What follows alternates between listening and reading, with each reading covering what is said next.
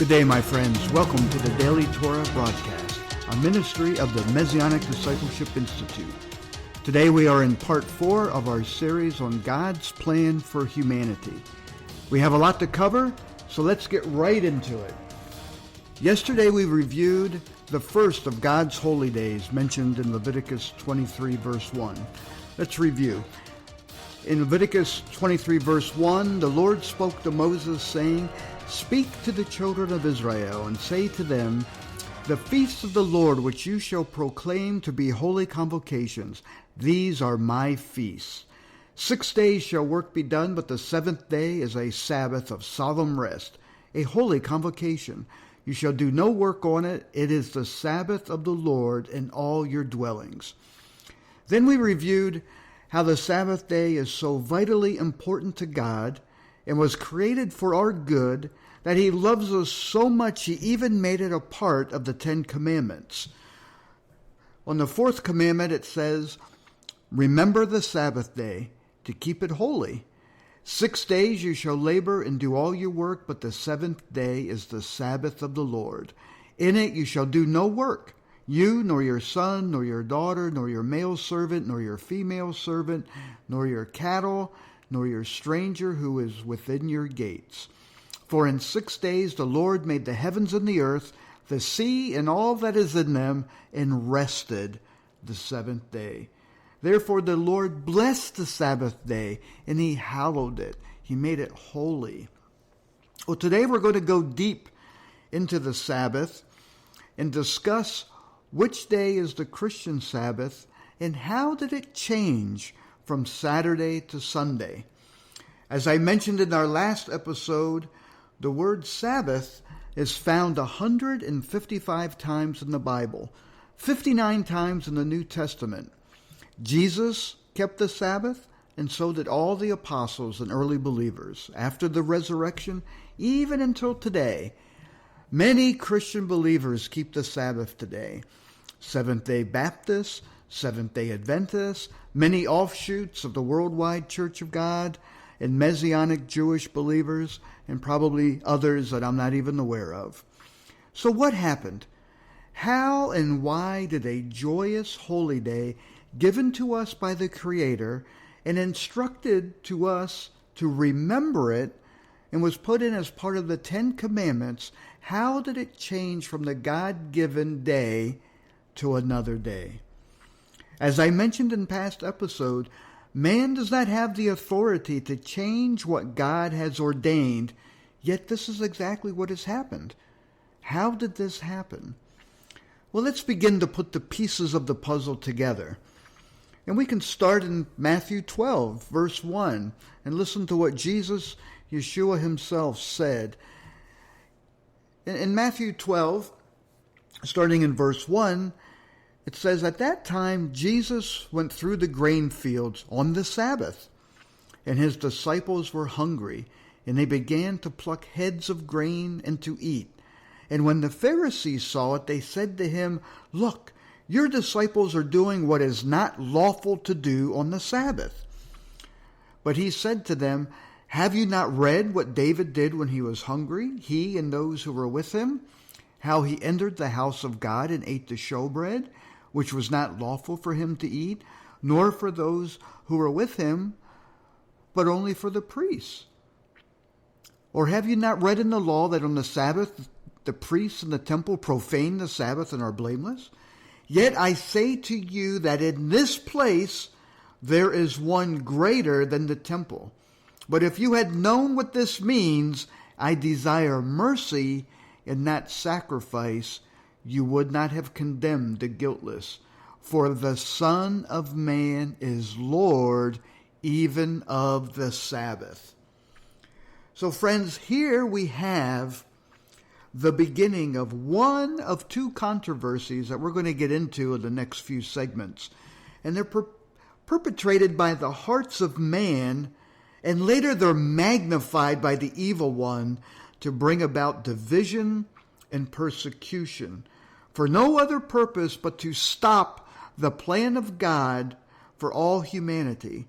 But God, as we shall see, in his ultimate wisdom, has turned the tables on Hasatan, Satan, the devil, that dragon of old, who has caused so much destruction in the world that God, in his wisdom, made it so that the gospel was to spread and to flourish all around the world. But now God is calling us all back to the Garden of Eden, back to the time when he walked amongst his children, back to the time when all will be restored, and his Son, Jesus, Yeshua the Messiah, is the path. Remember I said yesterday that he said, "Come to me, follow me." He is the door back to that time of restoration. And so this first controversy was created by the Pharisees, really in an act of nobleness on their part, but in reality became a yoke around the necks of the Jewish people living in the land at the time of Jesus. You see, my friend, we must know our Bible history to be able to understand what is being said here and what the conditions were at this time. You see, during this time, the Romans occupied and they controlled the Holy Land. But before the Romans, during the time of Jesus, they were controlled by the Greeks. And the Greeks set up what was called Hellenism as their religion. And so during this Hellenistic period, which covers around the time of the death of Alexander the Great in 323 BC, and the emergence of the Roman Empire as signified by the Battle of Actium in 31 BC, which is right before the time of the birth of Yeshua, about 35 years before.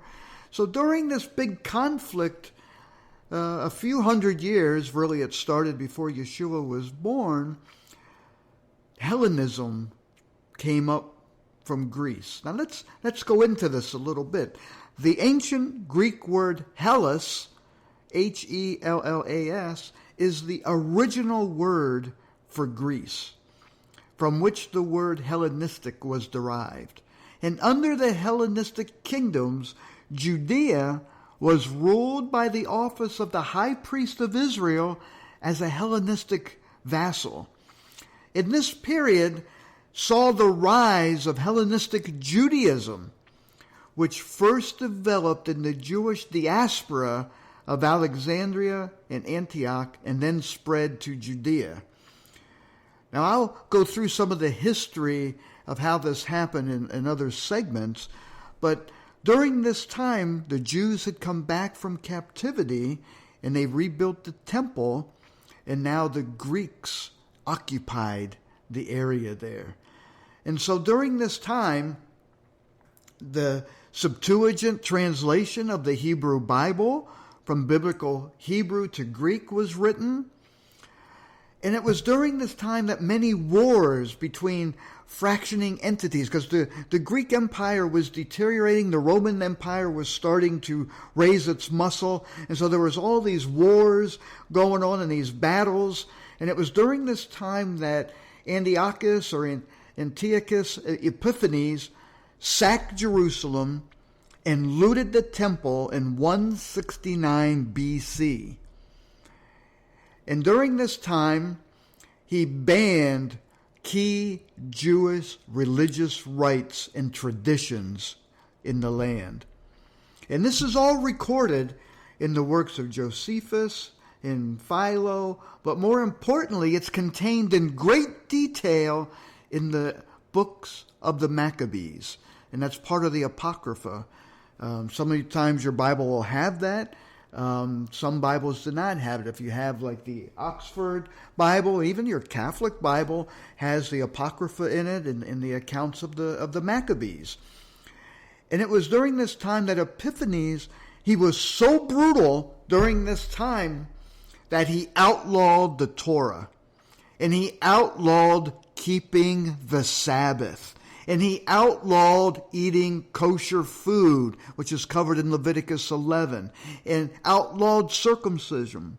And mothers and babies were routinely put to death, as well as whole families who tried to keep the Torah and God's commandments. It was an awful time.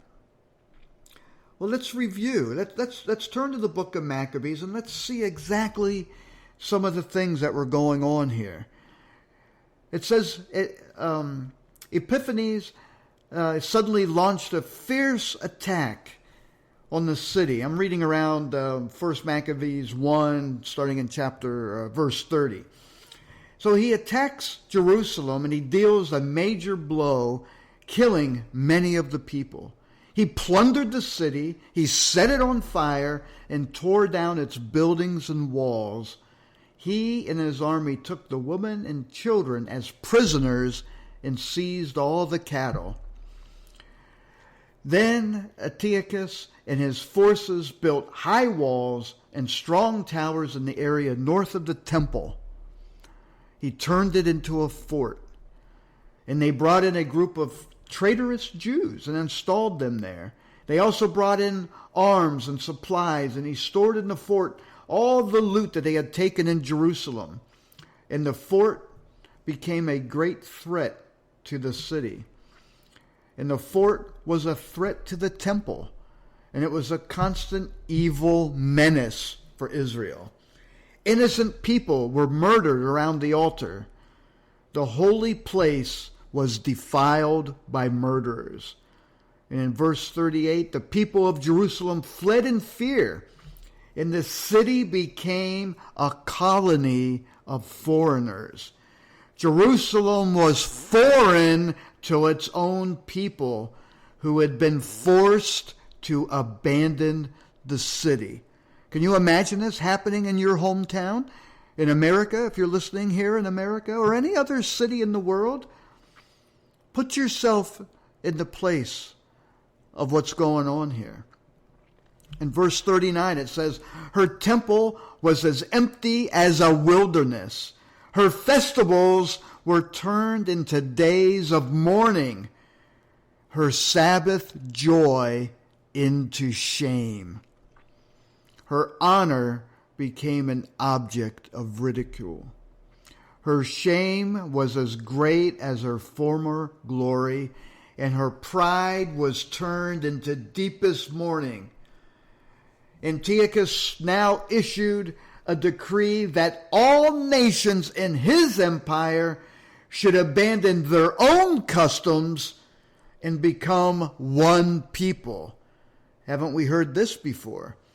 All the Gentiles and even many of the Israelites submitted to this decree, and they adopted the official pagan religion, offered sacrifices to idols, and no longer observed the Sabbath. This is all written in the book of Maccabees. The king also sent messengers with a decree to Jerusalem and all the towns of Judea, ordering the people to follow customs that were foreign to the country. He ordered them not to offer burnt offerings, grain offerings, or wine offerings in the temple, and he commanded them to treat Sabbath and festivals as ordinary work days. They were even ordered to defile the temple and the holy things in it. They were commanded to build pagan altars, temples, and shrines, and to sacrifice pigs and other unclean animals there. They were forbidden to circumcise their sons and were required to make themselves ritually unclean in every way they could, so that now listen to this, why? So that they would forget the law which the Lord had given through Moses and would disobey all its commands. The penalty for disobeying the king's decree was death. Now put yourself in their place. How could you stand living during this time and keep your faith?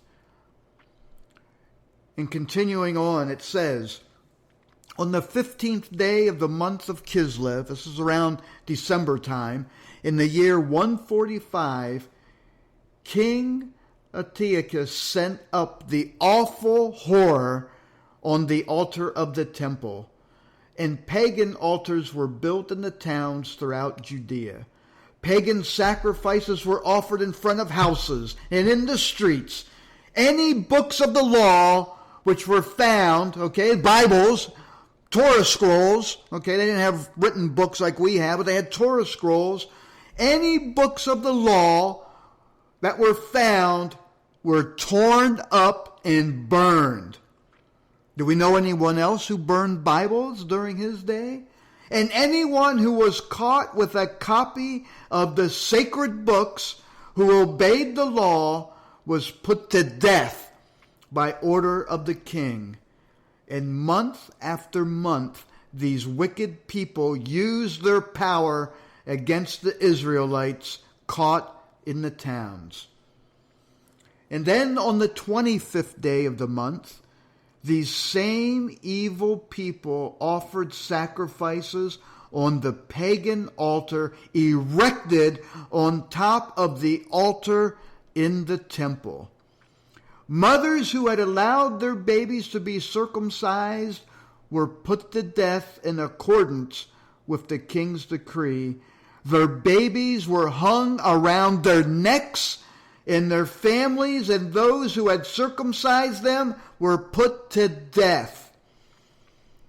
But many people in Israel firmly resisted the king's decree, and they refused to eat food that was ritually unclean, and they preferred to die rather than break the holy covenant and eat unclean food, and many did die.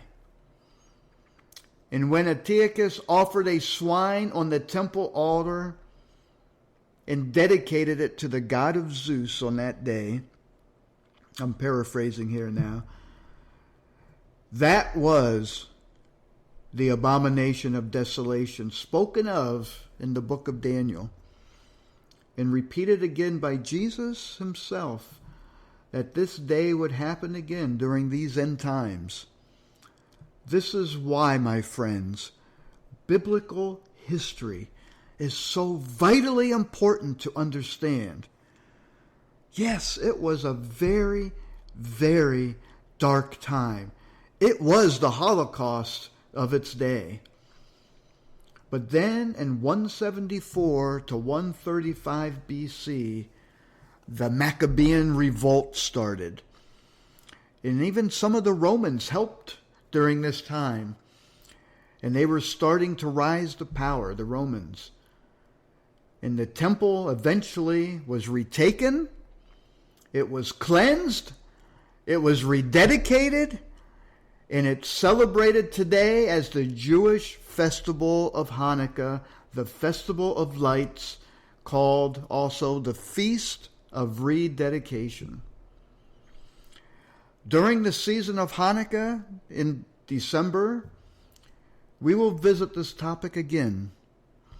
But for now, our time for this segment's almost over. I wanted to go through this history with you. So ponder these words until tomorrow that I've shared with you today. And always feel free to email us and visit our website at mymdi.org. Share this message on your social networks. And we cherish you being here with us. And if the Lord puts it upon your heart, consider supporting us with a monthly offering to help us stay on the air. And until tomorrow, my friends, I just say Shalom Aleichem. Shalom. May the peace of God be with you. God bless. And we'll see you tomorrow.